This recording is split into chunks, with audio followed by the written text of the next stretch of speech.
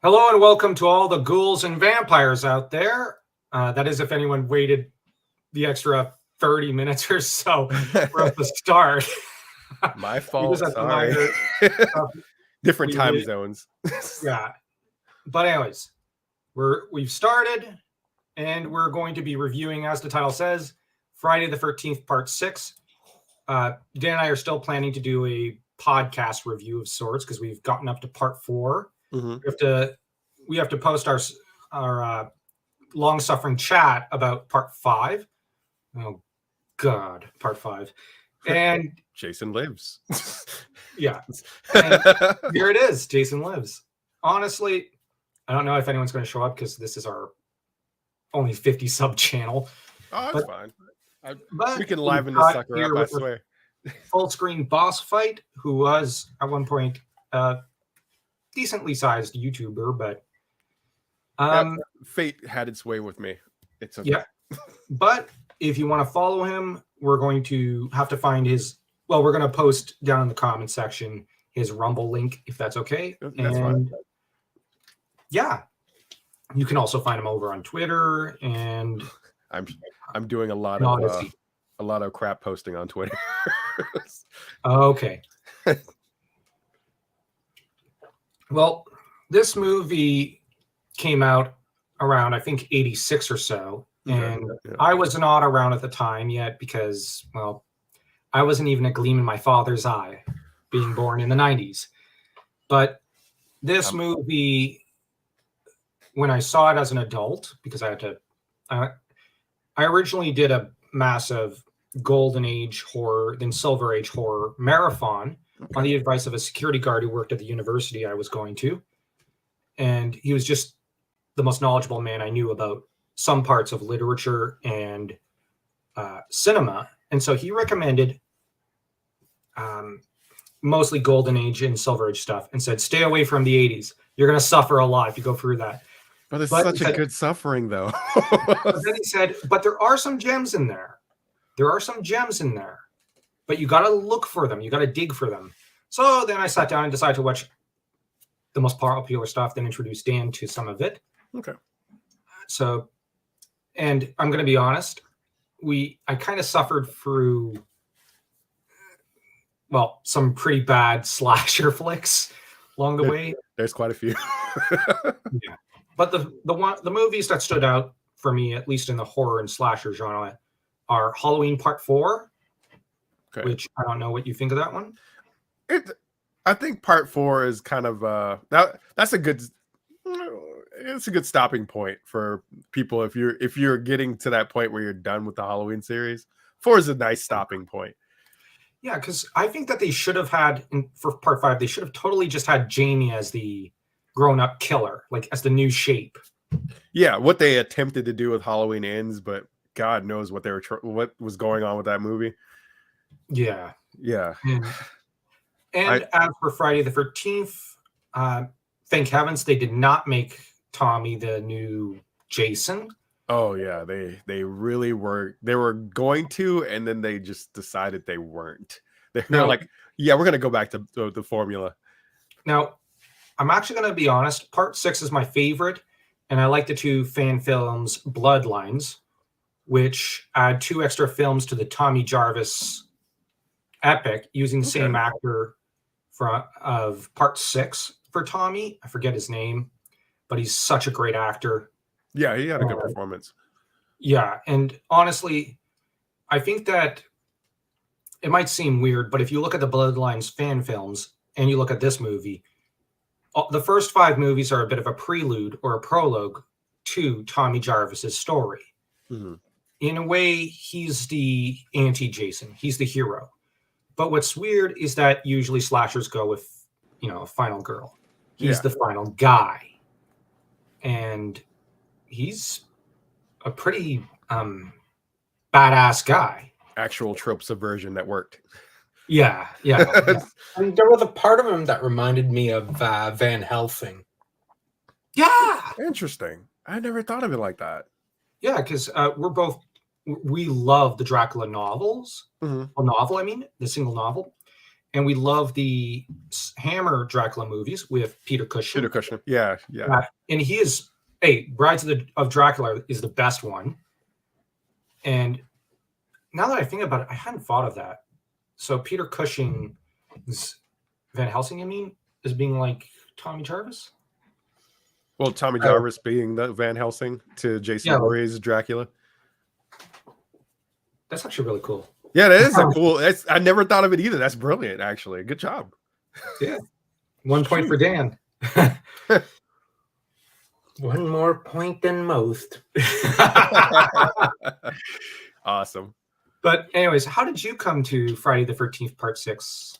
Well, there's a long story. My parents I was a single child till I was about 8. So my parents were weird, and they, instead of dropping me off at my aunt's or places or babysitters or my grandmother's, they took me to every movie that they went to, and they went to a lot of horror movies in the 80s. So I got to see Mausoleum, which was a freaking terrible movie, but it still kept me out of my bedroom.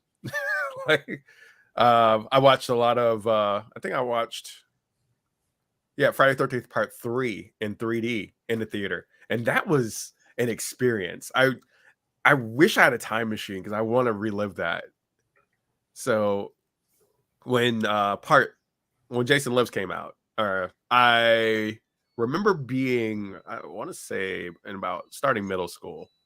So I saw the Alice Cooper video for the movie on MTV when it aired, and I was like, whatever is going on in this movie, I'm here. I'm there for it. So I watched all the movies all the way up to 4. Because all my family members were horror films.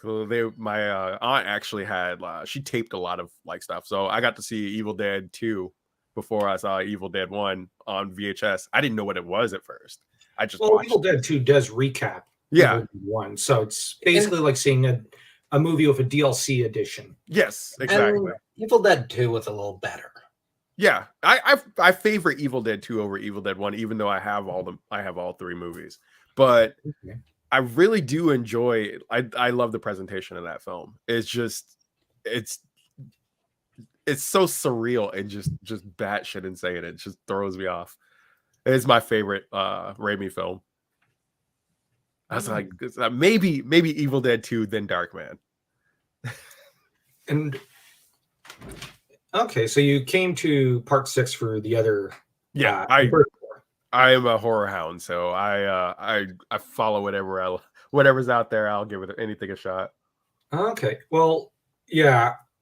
Ironically, I only became a horror hound when I got to uni. So it was through this security guard I befriended who was Irish, but he was this mega movie buff. He had seen like every Universal Studio and Hammer Studio horror film, and they've got hundreds. And he saw them all. He saw the Van Helsing movie, all the Stephen Sommer movies, which I love. And he saw all of these films in the decades and decades over the course of 60 or 70 years of his life. Yeah. Horror. So it's like I was basically depressed about, because I wasn't enjoying my entire university experience at the time.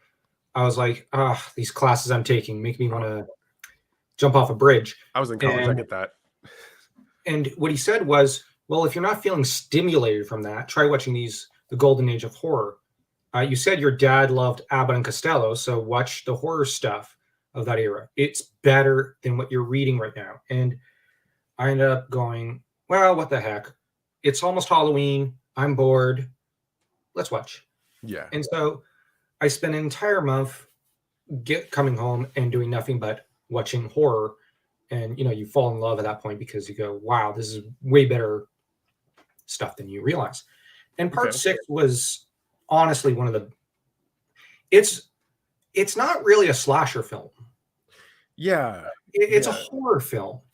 And it's done it's the way it's shot, and even the basic premise of Tommy's just gotten out of the madhouse.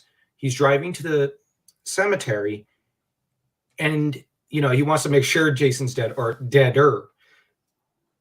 And the way it's framed, it almost reminds you more of one of those old Wolfman films. Okay. Yeah. Or one of those Frankenstein films. from the 30s or 40s. And so you're just left going, oh, and lightning revives Jason, like in one of those 40s films. And you go, oh, yeah, I know this. Which is And funny that you mentioned that. Even the name of the movie, Jason Live, is a lot like all those older Hammer and Universal movies, how they named their movies. Yeah. Well, here's another thing that's interesting to tie to that too, because one of the songs, I want to say that's another Alice Cooper song, was Teenage Frankenstein, which was part of the soundtrack. That actually plays when the kid's in the RV and they're running from Jason.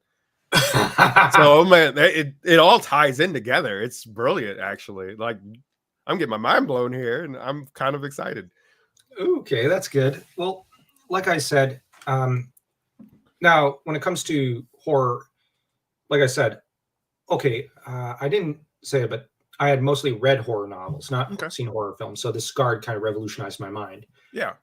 Dan was much the same way. So, and I kind of recruited him into watching horror. Yeah. And I remember our mom going, but when you were kids, you hated scary movies. Why are you loving it now? And we're like, but we were like 6 and 12. That's a different. I was your the wuss in the class, even at 12 years old, that couldn't see a horror movie without freaking out and having nightmares. But then, Dan, when I introduced you to the films, like you were like 28 or something, you're like, oh, this is awesome. I love this. How is this scary? Yeah. So there's a thing about that too, because I noticed that too. As a kid, I was terrified of everything, and the movies didn't help. It just made me worse, because we had cable, and I would stay up late on Fridays and watch like Return of the Living Dead, like Sleepaway Camp, stuff like that. I would be terrified of going to sleep. I'd be stuck in the same spot on the couch, like just waiting for the sun to rise so I can actually go move around or whatever. So I think it's like you're traumatized as a kid, but then as you get older, you are more fascinated by horror and the allure of it, and you're trying to like understand why it scared you so much, and then you find yourself chasing that high for the rest of your life. Well, there's something interesting that that this movie does. It does have a pretty happy ending. Yeah, it does. And that fits with Hammer. But what Christopher Lee once said was that the Hammer horror movies were basically fairy stories, fairy tales. Okay. They have a horror element, but ultimately they end in the same way a fairy story might. And now, just to actually kind of also mention as an aside, one of the great horror icons, Peter Cushing, I think, was scared of the dark till he was about 30 years old. And then he ended up kind of forcing himself to go to sleep in the complete dark at one point or something. Like, he basically forced himself to face his fear every night. Had, I think, his wife sleep in a separate room just so that he could face down his own fear and fall peacefully asleep or something. It's a pretty cool story. But anyways, at the start of the film, like, Tommy just going off and accidentally reviving Jason is also one of the most hilarious ways that Jason could possibly come back, because it's basically Tommy's fault in a way. Yeah, he really screwed up on that one. But here's what sets Tommy apart, even from some 80s and 90s movie characters and literary characters. And that was a great era. Those were great eras for films and such. Tommy wants to take responsibility for it. Yeah. You look at Rick O'Connell from the Mummy movie. Great movie. But Rick in no way wants to take responsibility for Haman Aptra at the start. He's going, nope, I'm scared. I'm not going back. Till he's basically told about basically a life debt to Evie. You're going back. And he goes, fine. Whereas Tommy sees it as, I have a duty to, like, he even goes to the police station. He goes straight there deciding, I need to go alert the sheriff. He needs to alert everyone. We have to take responsibility for this and stop Jason. And within the narrative of the Friday the 13th series, you have Christy, I think it is, from the third movie. She in no way wanted to. She only came back to Crystal Lake to kind of. Well, her friends were going, so she was basically tagging along. She didn't want to go back. Whereas Tommy has. I'm not saying he's morally superior exactly to Christy. It's just that it's not about facing down fear exactly. It's about duty, which is a very weird concept in modern society. Christy does it because she's dragged there. She doesn't actually want to do it. Whereas Tommy goes there because I have a moral obligation. Yeah. I mean, he with the help of his family, he took down Jason in the fourth movie, and he wants to finish the job. Like immediately, you could tell from the beginning of this movie, he's like, I'm here to finish the job. I want to take him out, and then I want to make sure he's dead. And oops, yeah, he let his PTSD get to him, and he basically stuck the spear right into his chest and just caused the problem all over again. Now, I'll just give one slight spoiler for the Bloodlines film. In there, they bring in the idea of the original script that Elias Voorhees was behind that strike of lightning that revived Jason. And that's Jason's dad who caused Jason to be revived because he's actually technically a demon of sorts. And they must have that makes sense because the whole Necronomicon thing and Jason Goes to Hell. Yeah, that's exactly it. Have you heard about the theory that he might be a Deadite? Yep.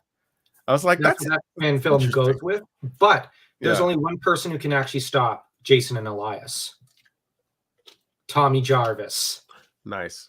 So they tie it back to Tommy. He is the only force who can stop them because of something, I think, in his bloodline or something. Which leans back into the Van Helsing thing. Yeah. And the trouble is that this ties in 6 so well with Jason's. Like, I'm not going to spoil everything. They just tied Tommy Jarvis to Jason in certain ways. They're not related, but it's just they're interconnected in a way, almost spiritual. Kind of opposing forces. Yeah, exactly. Tommy's the force of good, Jason the force of evil. I'll have to watch this. The trouble is that, but on the other hand, Tommy was instrumental in reviving Jason, but is instrumental in. He's basically the only force that could destroy him. But the problem is, in those movies, almost half the police force and half the people want to stop Tommy from destroying Jason because they see it as, well, you're crazy, you're nuts. And that whole thing with the sheriff from part 6 comes back.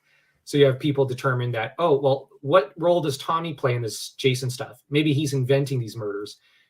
And, he's invented Jason in his head and he's killing people. Well, they completely erased Crystal Lake. It was called, what was it called? Fuller's Green or not Fuller's Green? Forest Green. Yeah. They basically tried to astroturf the entire backstory of the Crystal Lake to make it more of a tourist attraction, and they didn't want anybody coming in screwing that up. So, but the best part is that Cinema Snob, I love his channels. I like what he once joked. Maybe they're hoping Jason will get confused by the name change and just wander off away from the place. What is this? This isn't Crystal Lake. What this gentrification crap is?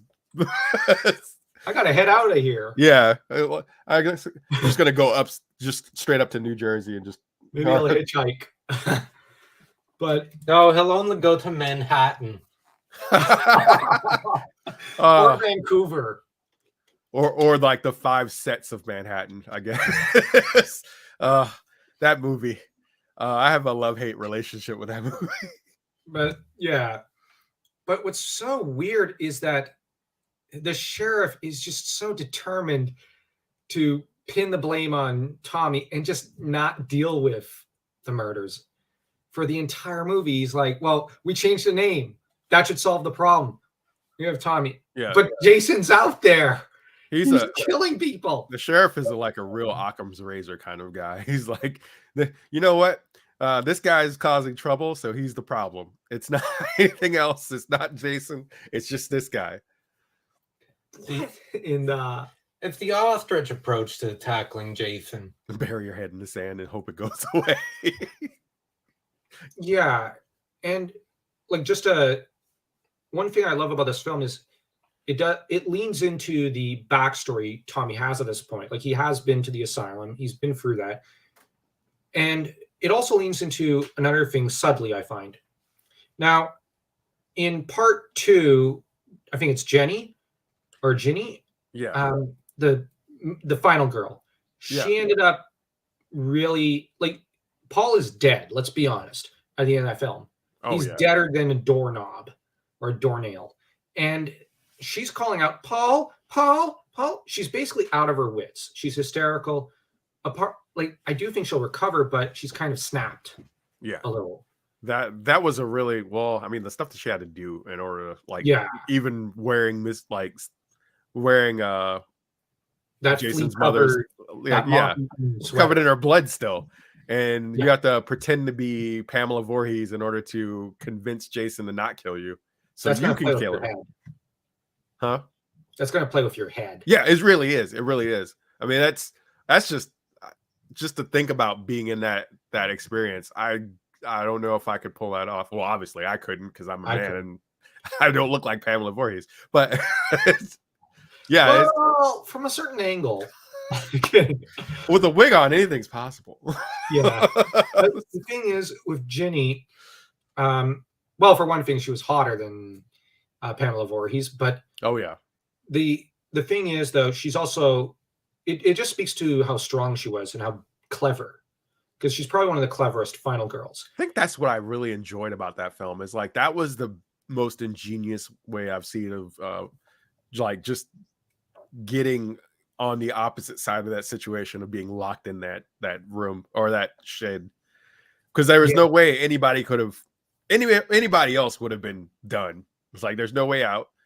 Jason's like on the other side of that door. He's trying to bust in. And she just Bugs Bunnied the hell out of that situation. But the thing is, she's mentally, at least for a little while, going to be broken. Oh, yeah. You've got Christy, who was, we can't use the R word on YouTube, but she was violated in her backstory by Jason, which is horrifying to think about. Yeah. And she ends up watching everyone she loves, along with her cheating boyfriend, get murdered in front of her. And she ends up I didn't like part 3 on my first viewing, but on my second and third viewing with Dan, it grew on me. And like the amount of time she just basically kills Jason and he keeps getting back up is just astounding. But she's mentally broken. Yeah. At the end of the film. And she's utterly hysterical. Then in part 4, you see her crying into her mom's shoulder, just sobbing brokenly. Yeah.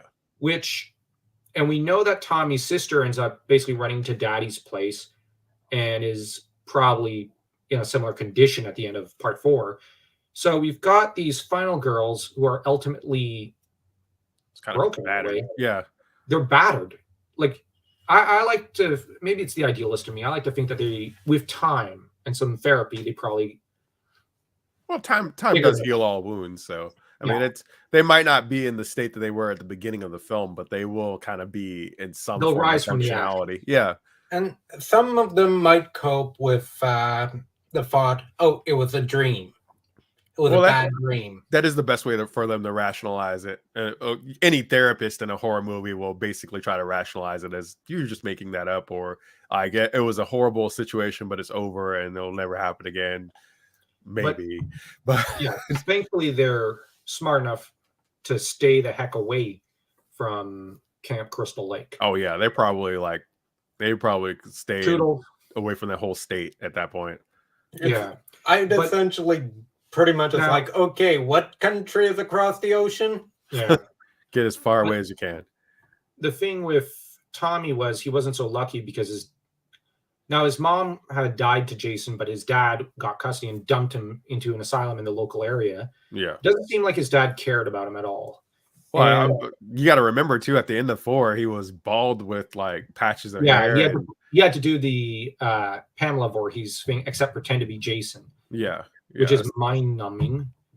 But the thing is, in some ways, Tommy was the most battered because he was a child. Yeah, and Like going through that as a child, especially, even though that's another kid who started out as a horror hound because he had all those latex masks and like all those other things or whatever. So he kind of knew the rules of it. Was almost like meta, but not like meta in terms of like, it's kind of like low tier Scream meta, but not as like obnoxious.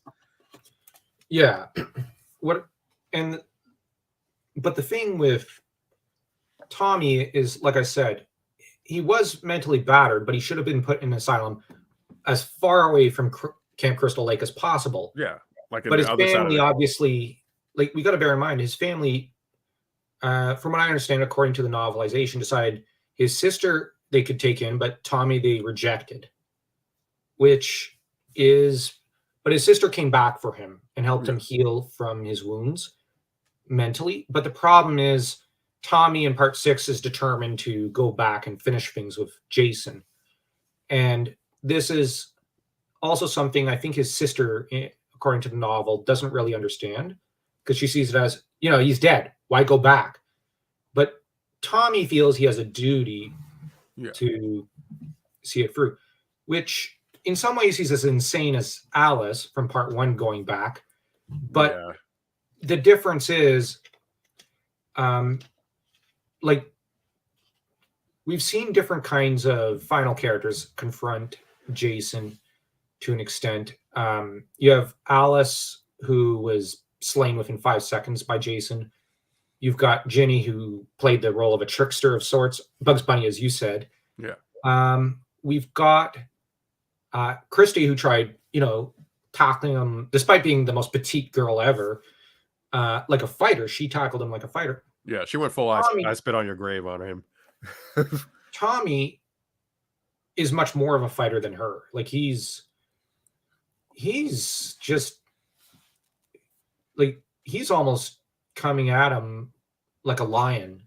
Like, he's almost mauling Jason in turn, because like, he's like, oh no, screw you. I ain't backing off from you. Yeah. I'm ready to fight. You took too much from me, so now I have to take everything from you. Is that type of energy? Yeah, I still like how the one thing that seems to piss off Jason more than anything, I think in the game, in the Bloodlines fan films, actually in a few fan films, and in part 6 is, hey, Maggot Head! Is when he shouts Maggot Head. Oh, well, I mean, like, when they pull the coffin open, he very well was Maggot Head. Yeah. But yeah, like, it's weird because other characters insult Jason. Jason doesn't care. But Tommy does it. Jason just flies into a rage like, oh, it's on. It's the personal vendetta thing, kind of like with Nightmare on Elm Street with Freddy and Nancy. Yeah, exactly. Like, that's one of my favorite movies, so I feel really bad for forgetting Heather Langenkamp's character name. But yeah, there's that personal rivalry there where you got the best of me, so I'm always going to remember you. So just like in 3, when she falls into Kirsten's dream, and that realization where he's like, it's you, and she's like, oh, we got to get out of here. Like, you have spurned him in a way that he's not going to forget. So therefore, like, the hatred is real, the rivalry is real. Yeah, and I think that the trouble that the producers, to an extent, had with Tommy is they couldn't get the actor to fully come back for a while, because he went off and started a construction company, which good for him. And then he only came back to acting after his kids had their own family, so good on him.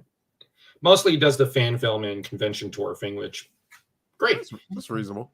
But the other problem I think that the creators had after part 6 is you want to milk Jason, but in a way, how can you elevate it higher? Like, how can you raise the stakes for Jason more than Tommy? Yeah. Like, Tommy's the ultimate force against Jason, but you can't exactly have Tommy lose, because the amount of preparation Tommy brings to the fight against Jason. the amount of knowledge and street knowledge he brings against Jason. He's basically Van Helsing against Dracula, as Dan said. You can't have him lose, but you can't, like, for the sake of the franchise, you can't have Jason continuously lose to the same guy over and over and over again. Yeah, that's true. I mean, Final Chapter was kind of the pinnacle of that first 4 movies, and then this bringing him back for Jason Lives just made sense. Yeah, but like after that, it's like you kind of have to vary up the protagonists. But the trouble is, like I said, I don't think any of them quite measured up to the skill and prowess of Tommy.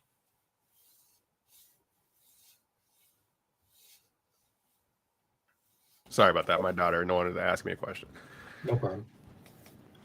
But as for the sheriff and his deputy, the amount of stupidity they bring to the film is just, they're basically the Keystone Cops, I think it is. They're bungling. You almost expect them to accidentally shoot themselves with hold the shotgun the wrong side and just shoot themselves. I could see it. That dumb.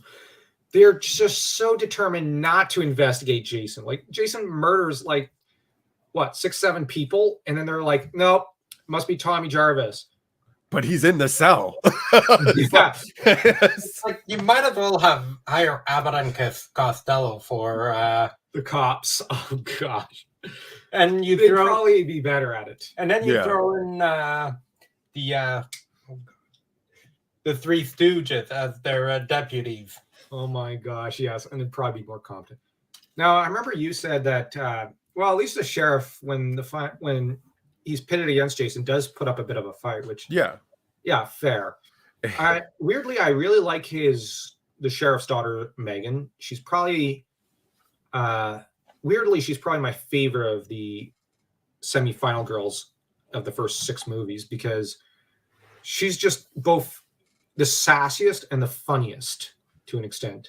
She's forever getting in trouble. It's like that preacher's child mentality, where it's I'm just gonna do whatever I'm gonna do. Like, oh yeah, just hide and put your head in my lap, and we're gonna go through this checkpoint. Like, are you serious? Like, they're going to find me in this car, right? And her, why not? Yeah, I was like, if in my teenage years I would kill for a girl like that, but now as an adult, no, that's trouble.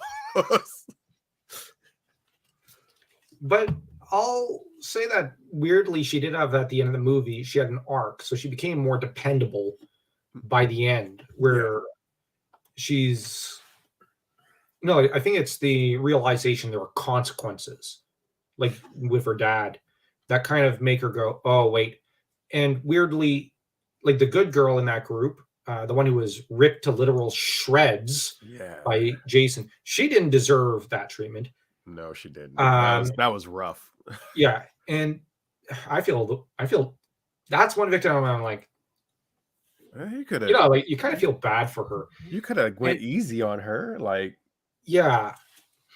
but I think Megan, the character, needed to see that in order to realize, oh yeah, this isn't a game, and she had to take responsibility for the kids, which I think we're seeing.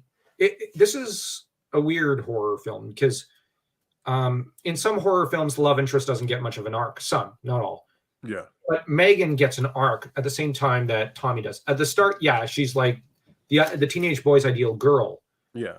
But by the end of the film, she's in a way a woman, because she's grown from that immature. Yeah, the maturity. Yeah. She realized, like you said, the whole aspect of, this is serious. I probably should. People are actually dying around me. My father's in mortal danger, and I don't know if we're ever going to get out of the situation. So, maybe I should stop being the wild girl for a minute. So, I feel like Jason went hard in this one. He went, now I might be misremembering. Was this the one where they nailed the dude to the door frame? I can't remember. I think so. There's the guy who, no, it's he takes one woman, rams her head through a wall, which is a little funny.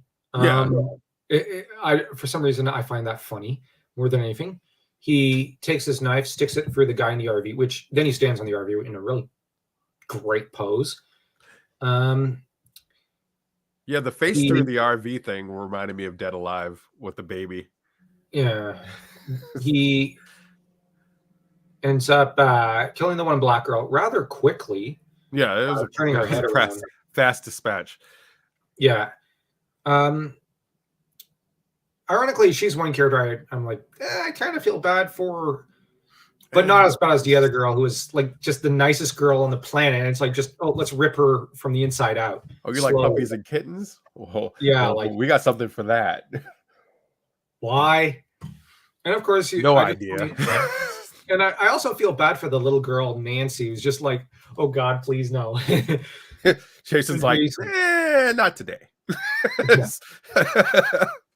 Now, this might sound weird, but if she were a boy, I don't think Jason would have shown that kind of mercy to her because of the Tommy Jarvis experience.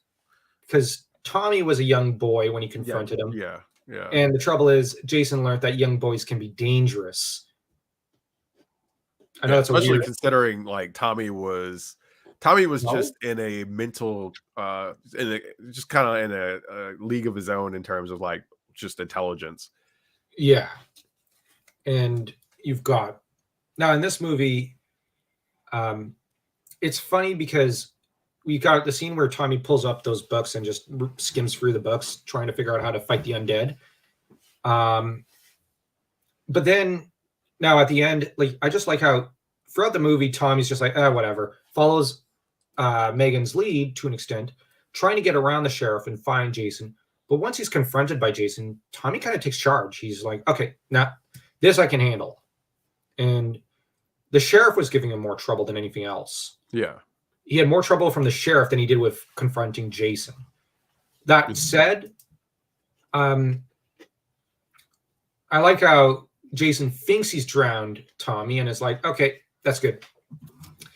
And he's tricked in a way, but so that Tom McLaughlin is able to have Megan deal a bit of the killing blow with the boat engine, which is got to be one of the best Jason deaths ever. It is. It's a pretty strong Jason death.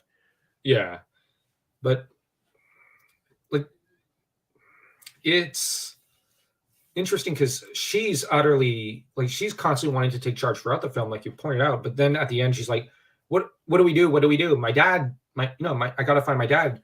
Yeah, just hand me that. You'll be sorry." And you have him, yeah, whatever. Just hand me the chain. Yeah, and he's just not listening to her. But in turn, it's weird because he tells her to stay away. She actually saves him. Yeah.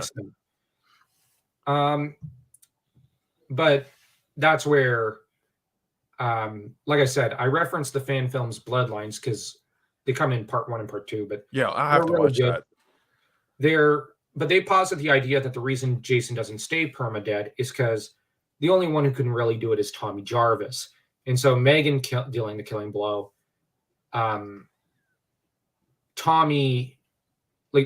Jason can come back from that. None of the final girls can actually kill him. It has to be Tommy. And he has to do it in a very specific way. And I like that. It brings back remnant. It makes you think about Dracula in a way. Yeah. Oh, it reminds me of Castlevania too. Like just it has to be the Belmonts. It's nobody else in the two bloodlines that kind of just travel along their own like paths together or intersecting paths. And that's the thing. This film, though. Oh, you were going to say, Dan? One thing I find interesting about Tommy Jarvis is that, unlike the final girls who want to flee from Jason, well, can you blame them? No. Tommy is the first one that really decides, I'm going to go after him to make sure he goes down. Yeah, that's something weird. Which is probably one reason why Jason doesn't like him, why Jason is so touchy about Tommy Jarvis. Because Tommy, like, the girls are usually the prey. Tommy is the predator. Yeah. And he turns Jason almost into the prey, where he's hunting after Jason, and Jason's... If you we're to look at it in, I guess, in a Freudian way, I guess you could say that Jason's the undeveloped, the id, in a way, an underdeveloped individual, mm-hmm. whereas, or in a part of boyhood that refuses to properly grow up, and that's become very toxic and murderous. Kind of stunted growth, yeah, stunted growth. And Tommy is the fully developed man in a way. Like he's reached full sexual and emotional maturity. He's come into his own, and so only through him, like he ends up hunting Jason, and Jason can't really kill Tommy because Tommy is the full-grown man between the two, in a way. That's just looking at it in a Freudian way. That makes sense. That makes sense because the whole point of Jason is like he had his life all the way up to the point of when he originally drowned back in the early days when Pamela Voorhees was working with the camp, and the reason why he died was basically because the counselors were too busy flirting with each other and having sex. So it's always stems back to that whole look, I can't do this thing, and I'm depending on like which version of young Jason we're referring to, because there's multiple versions of is he deformed and disabled, or is he just a regular boy, or all those other things. I feel like there's so much like mythology surrounding that to where, and I think movies like Freddy versus Jason really just kind of completely threw it on his hind end, because it's like I don't even know what version of Jason are we referring to, like with that, because was it the flashbacks where he's just like a regular kid, he's just bald, or is he just like deformed and bald, or does he have a mental disability, what's going on? A lot of that just kind of does add to that whole stunted growth thing. Yeah. And that, like, but it's like you said earlier, they're really mirror images of each other. Tommy is good, Jason is evil. Yeah. And that, now the good versus evil thing has more its roots in probably Jung to an extent. Yeah. But that said, as far as archetypes go, they're also kind of mirror images of each other. Tommy is really the warrior in his fullness, the defender of maidens. He's Gawain. He's going to defend children and women and those who can't defend themselves. He'll go out and slay evil, wicked knights, while Jason is the shadow warrior, the sadist who goes around, killing those who cannot defend themselves. And this is really this is the basics when it comes to storytelling. Yeah. It's always like you look at actually every story falls into archetypal, unconscious stuff. There's a reason why Jung, Campbell, and all their students had so much stuff they could write, because there's a lot to analyze. The Hero with 1,000 Faces. Yeah. Glad to see you also read it. Yeah, I listened to a lot of obviously like the Jordan Peterson stuff, and I watch a lot of Literature Devils like streams, so he talks about a lot of the stuff too. So okay, I try to keep up, even though I'm not necessarily in the YouTube game anymore. But okay, well, I for one, I've read a few of them, of Campbell's writings, and a few archetype stuff. What I also like is to listen to the audiobooks, because when you can't catch up on reading, because we've got so much reading we have to do for our Storyfire channel and our main channel, that it's like might as well audiobook it so that I can listen while making videos and whatnot.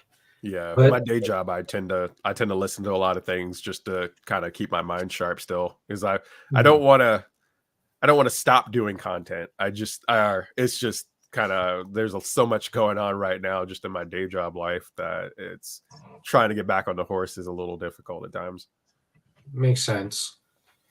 But all right, so of all the Friday the 13th characters, who's your favorite? I actually favor. That's a good question, though. I mean, I want to say maybe chapter or final chapter, Tommy Jarvis, because I could relate to him a lot more. Just the odd kid that likes horror movies and video games, and he just doesn't feel like he like really connected with anybody, because like we were all that awkward kid at some point. So like when I saw him the first time I saw the part 4 of the final chapter, I was like, yeah, I can relate to him. I definitely see a lot of myself in that character, and just to see how far he went to protect his sister by the end of that film, I was like, damn, I can respect that. Yeah. I think my favorite, weirdly, is Jason Lives, Tommy Jarvis.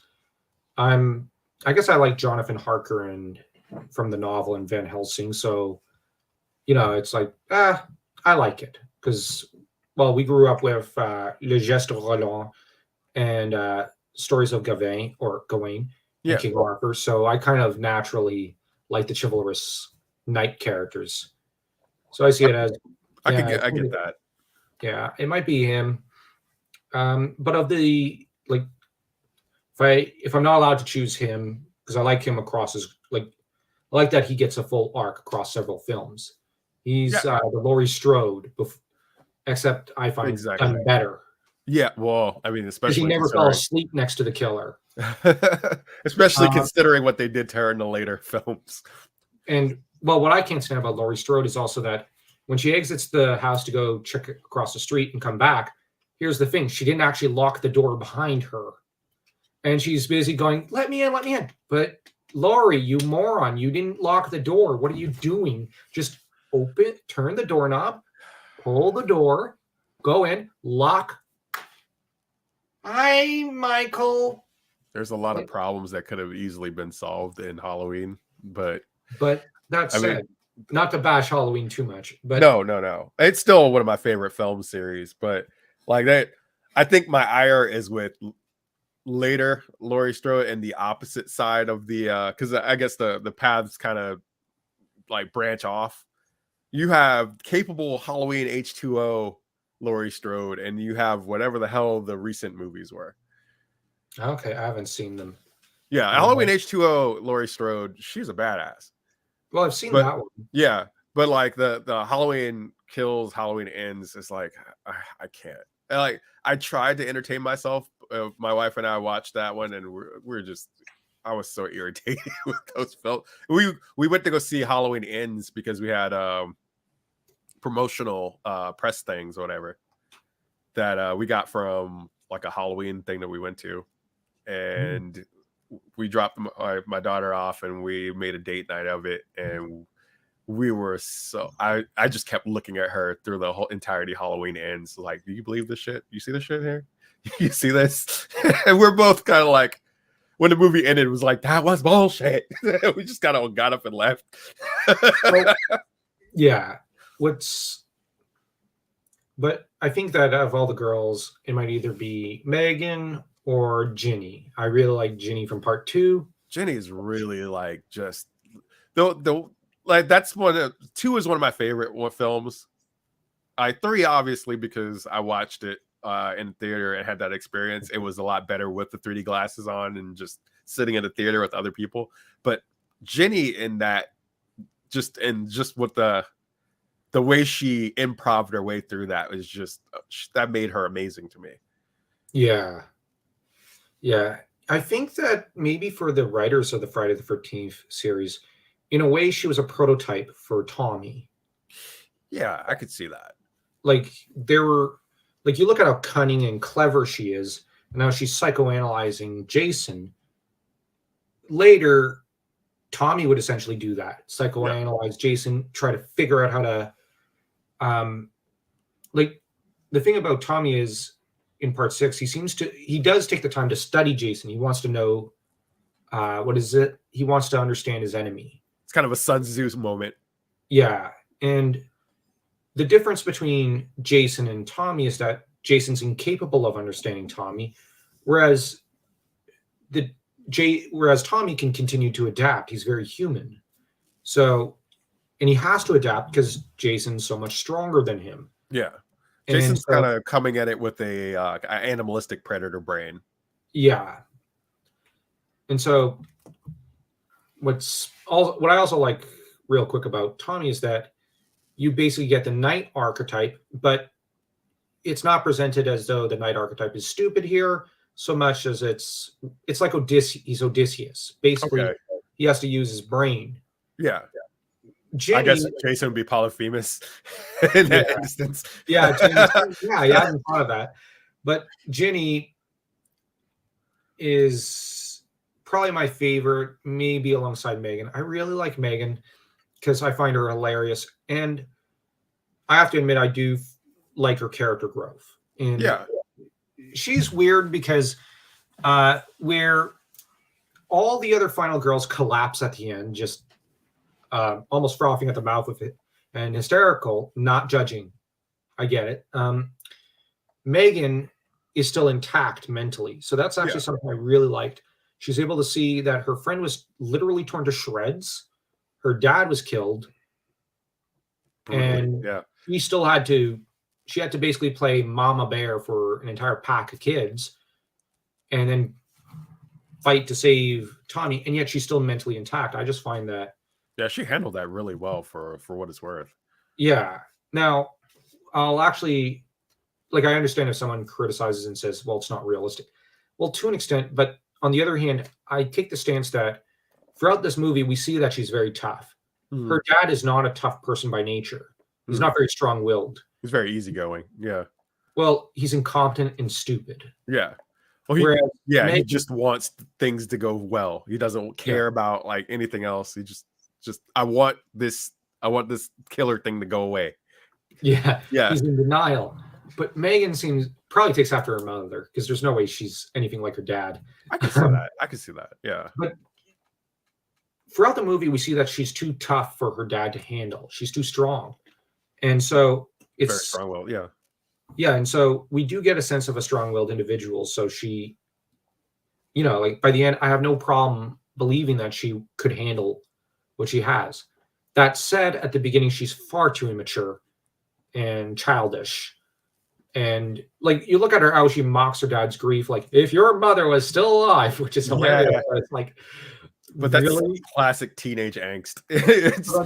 That movie is dripping with teenage angst.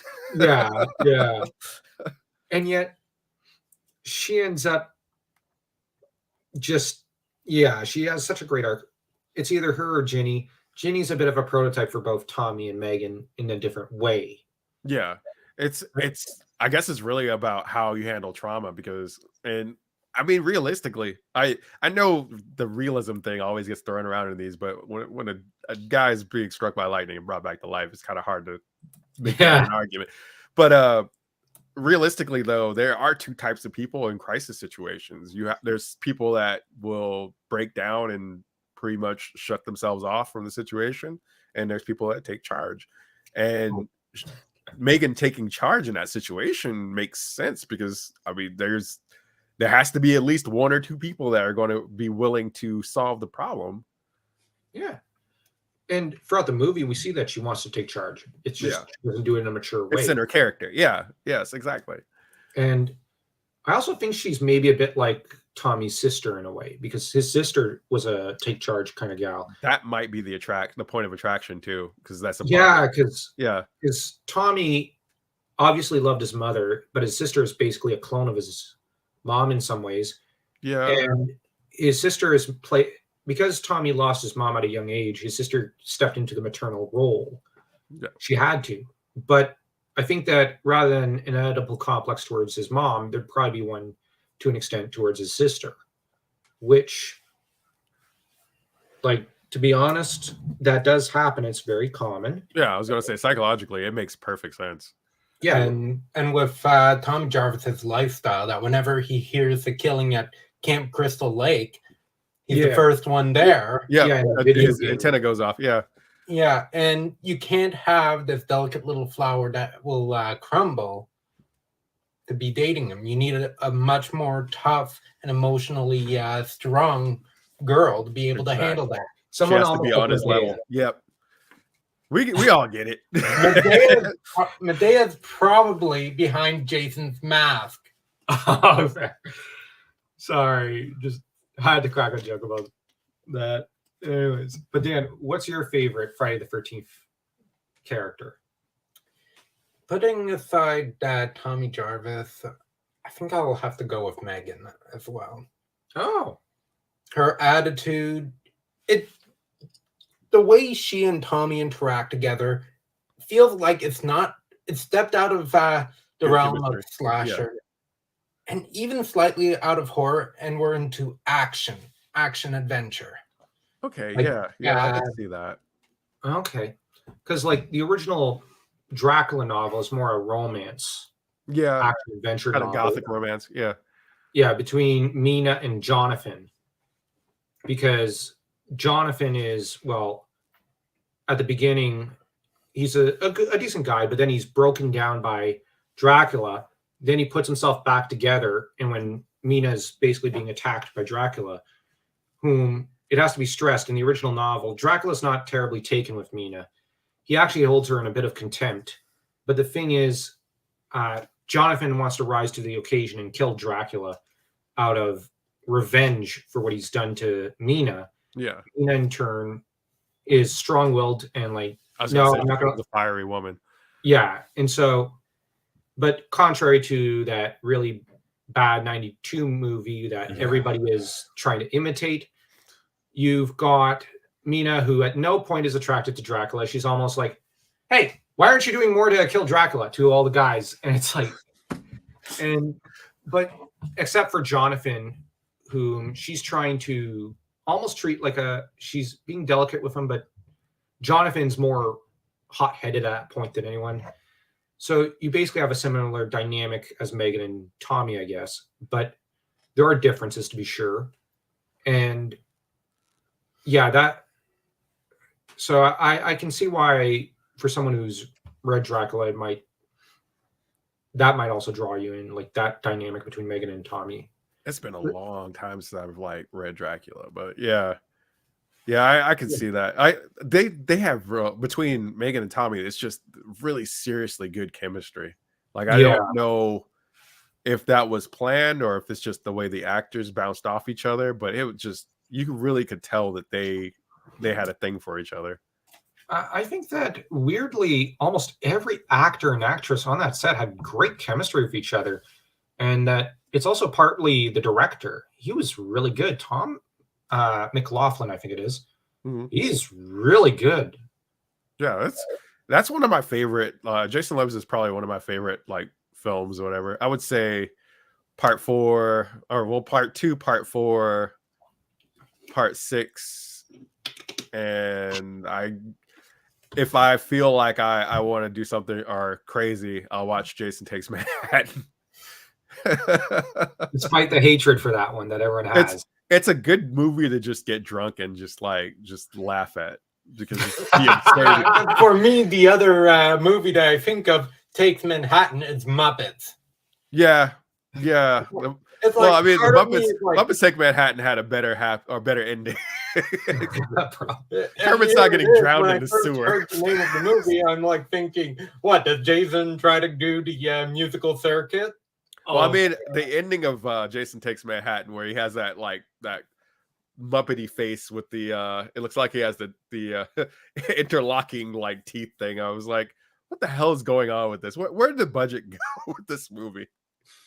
It still had one of the best freaking music intros ever in any movie, any Jason film. But it's all the money went into the first 20 minutes of the movie. No, I'd say the money went into some things. Oh yeah. But what was the one chick? Was it the one chick with the guitar or whatever? Man, she was hot. Yeah. Then shoot. Manhattan just makes me laugh because I just have a hard time taking it seriously. Sober. But that poor Asian girl. She did not deserve what she got in that movie. also, oh, and real quickly, apparently Tom McLaughlin, just to simp a little for the Bloodlines movies again, he's actually playing the I think I don't know the term in English because I'm French. I think it's underkeeper or whatever of the cemetery. He Undertaker. Undertaker. Okay. He takes up that role, and I think helped. From what I understand, he gave his blessings to the Bloodlines movie because they really took his original script ending and turned that almost into the beginning of the Bloodlines movie, and they just wanted to continue with his story. That's cool, actually. That he had fought up, and he basically, like, all I know is they gave him the script and they said, "Does it, what would you do? What advice would you give to make it kind of feel more like one of yours?" And he gave the advice, and they cast him into the movie. And you've got a lot of Part 6 actors who reprise and whatnot. So it's like a direct sequel to Part 6. I love stuff like that. And it shows that they actually cared. Oh, yeah. And the Elias Voorhees actor, I think, is the Part 6 Jason actor. So was that Kane Hodder? No, that was the guy right before Kane Hodder, which I thought that was pretty cool. That is kind of awesome. Yeah, and you just go watch it. I'm gonna actually. I might coax my wife into watching that later. It sounds like it would be a good time, and I love things that actually people. Well, I guess now with the way things are, when people actually care and give a F about things, it actually feels good to watch that type of stuff. So, well, what's more is that these the first Part 1 is mostly about setting up the daughters of Tommy Jarvis, as both kind of being final girls, and both of them act a little bit like Megan in a lot of ways. But so they did hook up at the end. Yeah. Okay. But then Tommy, the last 30 minutes of the second movie is basically the movie simping for Tommy and showing him as like, still got it. And as a beast. And that there's a difference between, let's say, how Laurie prepared and how he prepared. And you see that the reason his daughters are final girls who know how to use a shotgun, for example, is because he saw it as, you're going to know this. But on the other hand, he raised them with the mindset that they have to have an ordinary life as well. So but on the other hand, you get a few scenes of like, basically he's just a beast and in a fight, even at like 60. And they just spend like the last 30 minutes just like, it's almost like, oh, we have to up the music, we have to up everything. Yeah. And we're just going to dump the entire budget into him. And thank goodness that his kids are well-adjusted individuals, because that was the biggest issue I had with the newer Halloween movies. It's like everybody is just completely dysfunctional.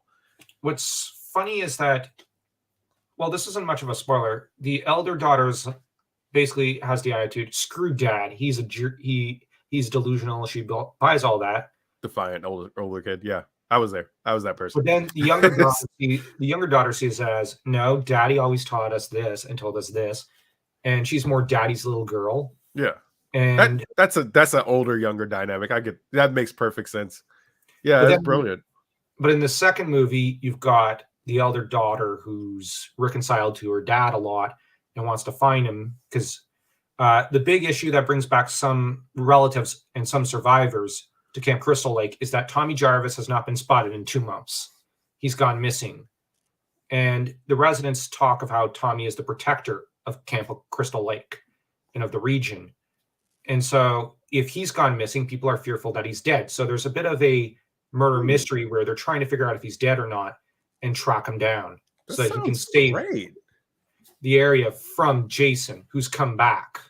Yeah, this sounds awesome, actually. That sounds really awesome. And all right, you sold me on it. Well, I'm glad. But the other thing is that in the second movie, the younger daughter's not rebelling against the elder one anymore. And so the daughters are trying to work together to find dad, so to speak.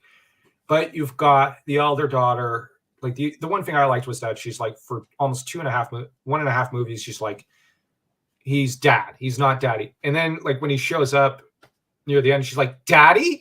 And you know, the way they do it is just so funny because you're like, I thought you weren't going to call him daddy. But it's one of the, but on the other hand, they also stick to some of the ideas like no good deed goes unpunished.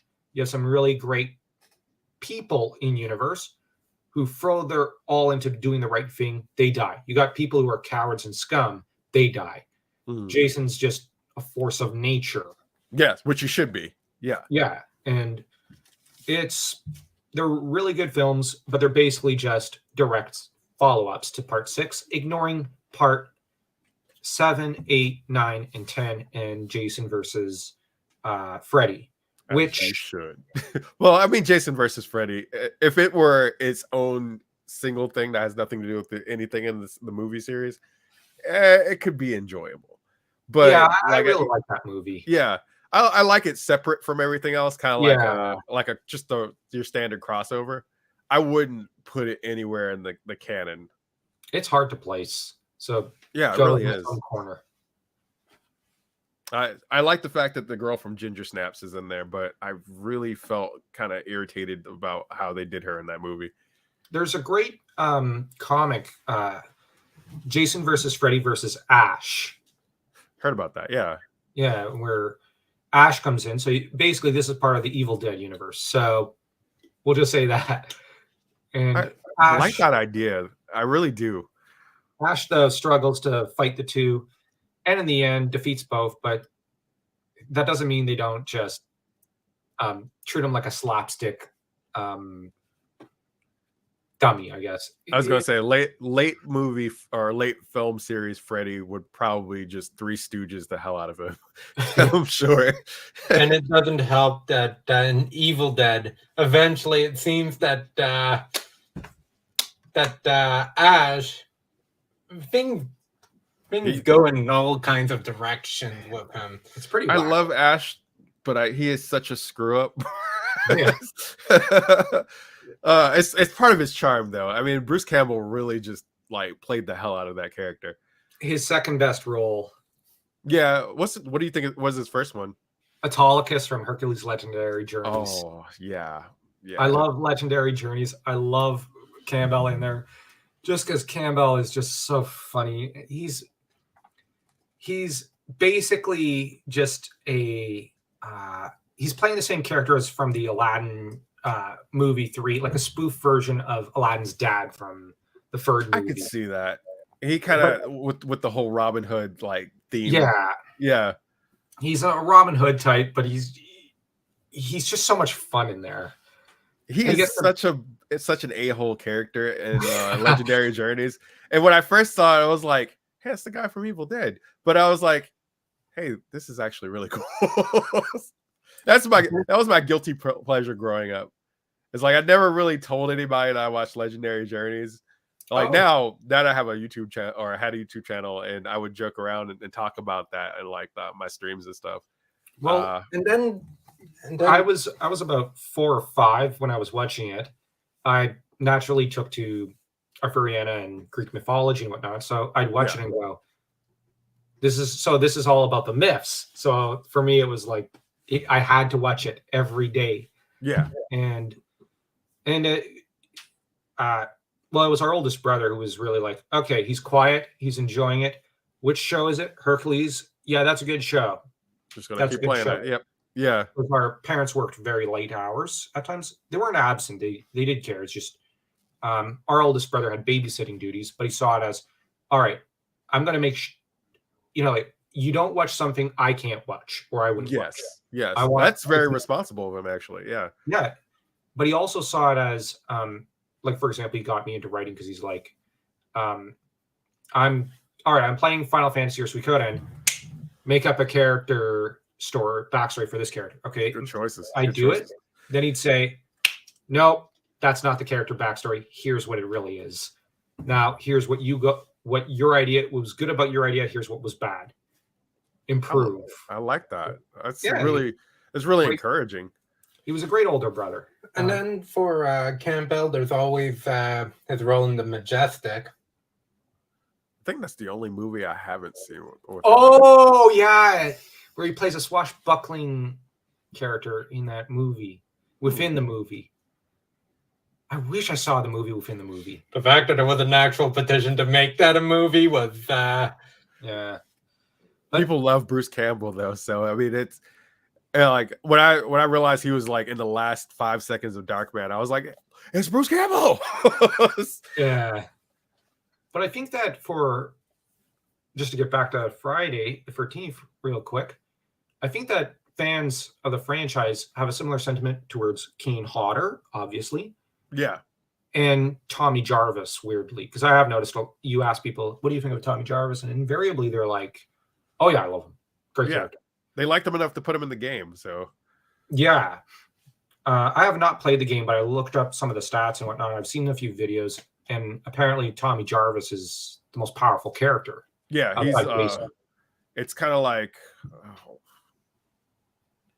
well, I mean, he is kind of up there with Nancy Thompson in terms of like just two opposing forces, and like everybody thinks of like, okay, if Freddy were like a real thing, what would you do? And the first thing you would do is try to figure out how Nancy would defeat him. So yeah. I mean, it's held in the same regard. I own the game, but I've only played it a couple of times, and usually it was kind of like one character spawns in as Tommy Jarvis after a certain point and automatically stat boost, and I was like, that's kind of cool, but I feel like even if because I enjoy like the asymmetrical games like Dead by Daylight and stuff like that, and I like playing the killer characters just because the thrill of the chase and everything. But I was like, Tommy Jarvis, he's kind of unfair. Like I feel like I'm outclassed. Well, for video games, wish I had more time to play them these days. Don't feel bad. As I get older, I feel like I have more of a backlog than I have time to play anything in my backlog. Yeah. But the only thing I feel grateful for is that a few months ago, I finally beat Link to the Past. So that's something. That is a good game. That is a good game. After decades I hadn't touched it since I was like 4 or 5.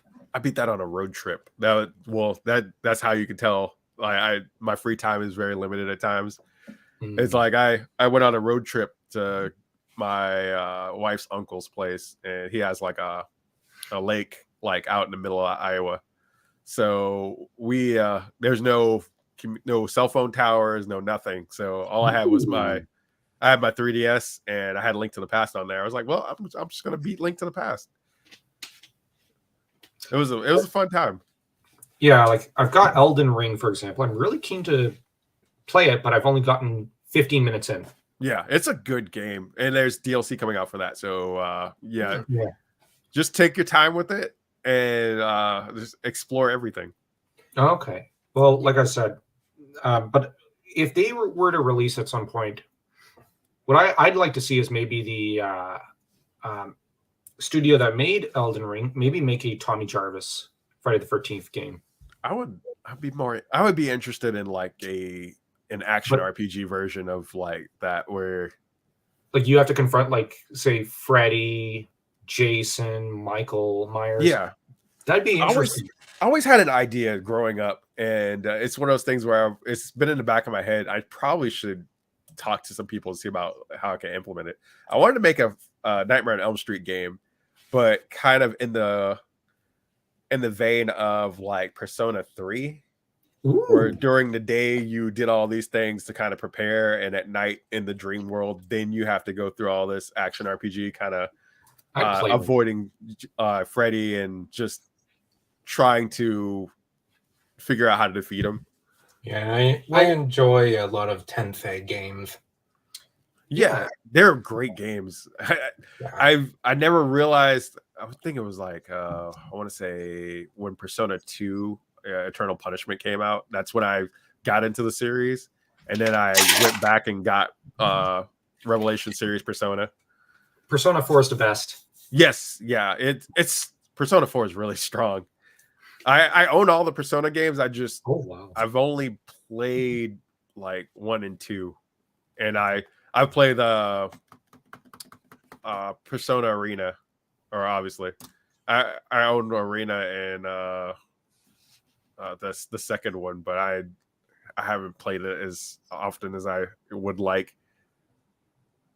The fighting game aspect and the fact that Arxis just went all out on the sprites for that game is just amazing.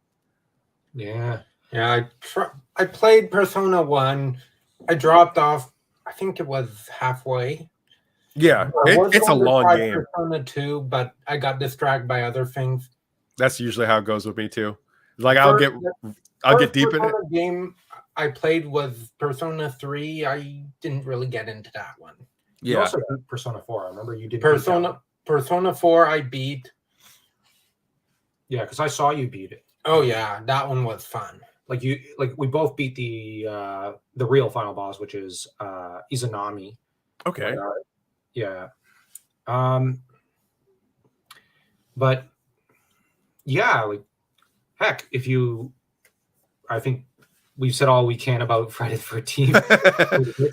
But I think that if you want, after you see, because we've released one podcast review on, I think, Bloodlines, and we do have a recording of parts of the second one, but we haven't edited it. I was going to say, like, if you want, when I go watch the 2 or whatever, I would love to come back and talk about it. Yeah, that'd be a great thing, and we could, if you want, do a follow-up stream about this Bloodlines universe.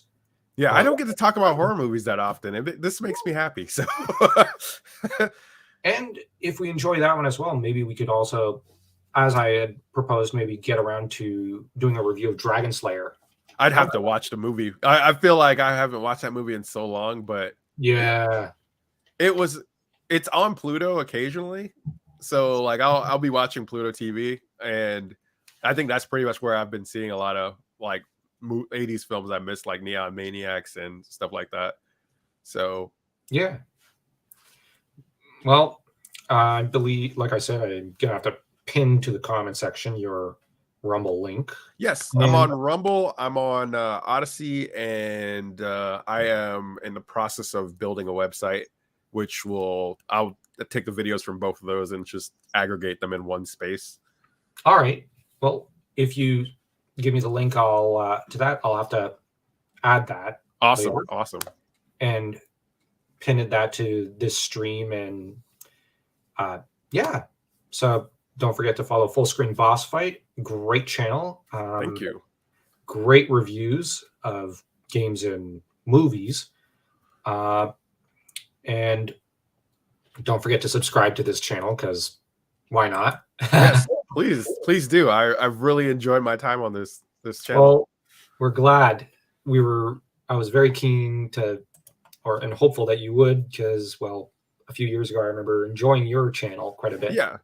It always like gets me when I find out people really enjoy my stuff. I felt bad because I also kind of distanced myself from social media just after a lot of things that was going on politically. So I didn't get a chance to actually talk to people that really enjoyed the channel. So when I got back on Twitter and saw that people were trying to get me to guest star on shows and kind of talk about things that I'm interested in, I was like, I feel like a real jerk for not hopping on here, at least checking things. No, Dan and I distanced ourselves from a lot of politics stuff for like 2-3 years, because we hit our quota. For mental sanity, you kind of have to.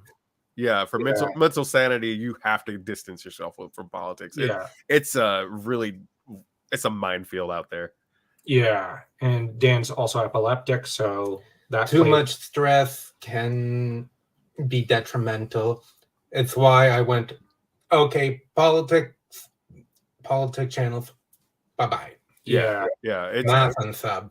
And I had to get back to things. There's that point in being a content creator where you kind of lose touch with why you wanted to do this in the first place. Yeah. And originally when I started Fullscreen Bossfight, I wanted to have that same feeling of like, say, the old video game TV shows like GamePro TV and Video Power.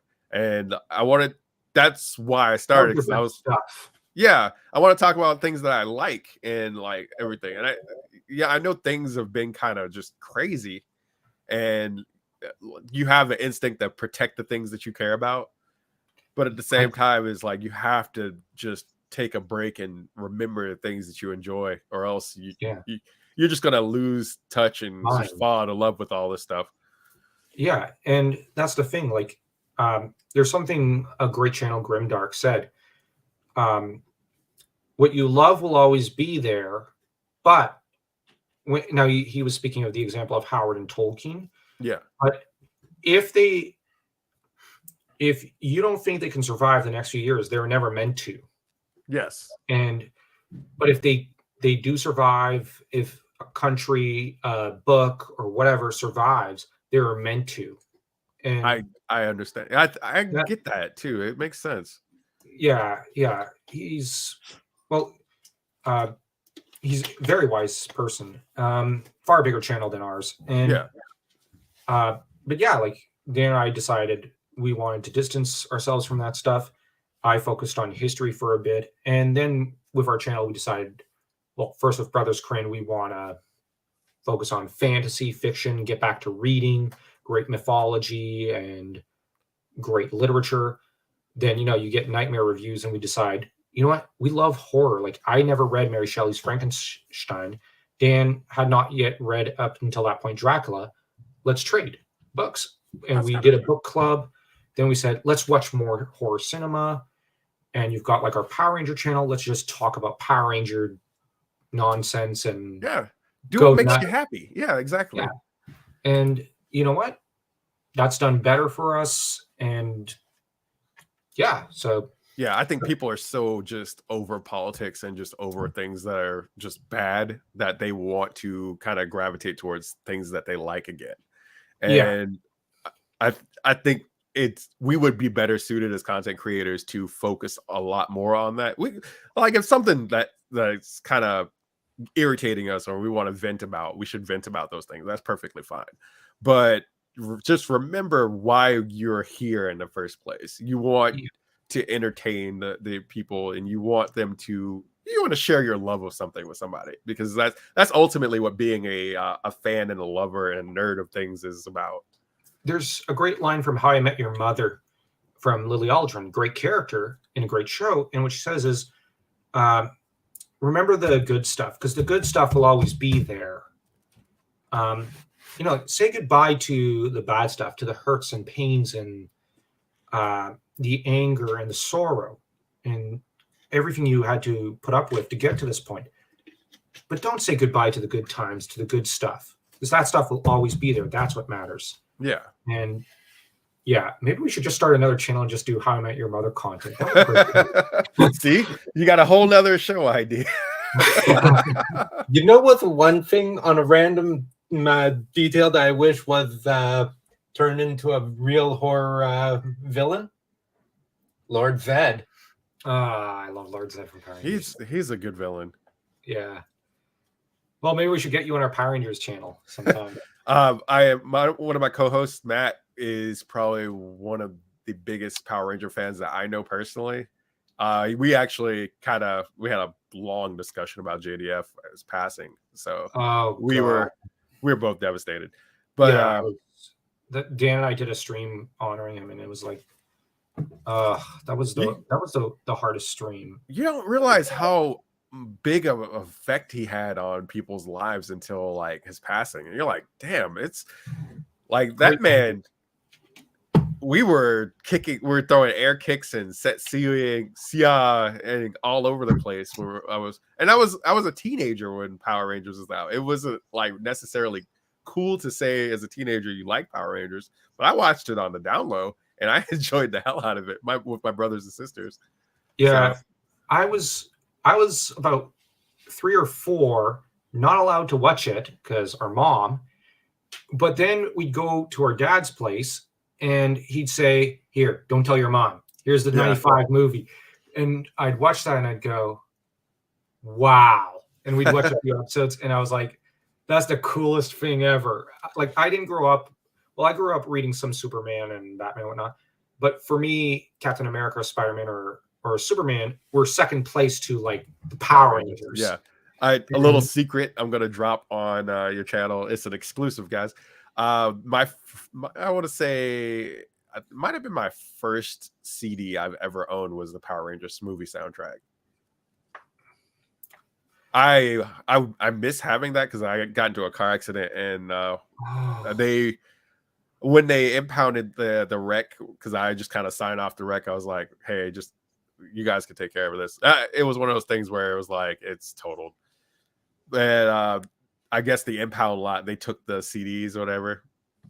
So I was like so mad because I would jam out to that soundtrack as a teenager. And you know how it is when you're walking around with your compact disc player. I don't know if that's Walkman. Yeah. It was such good times. That soundtrack was such a banger. Yep.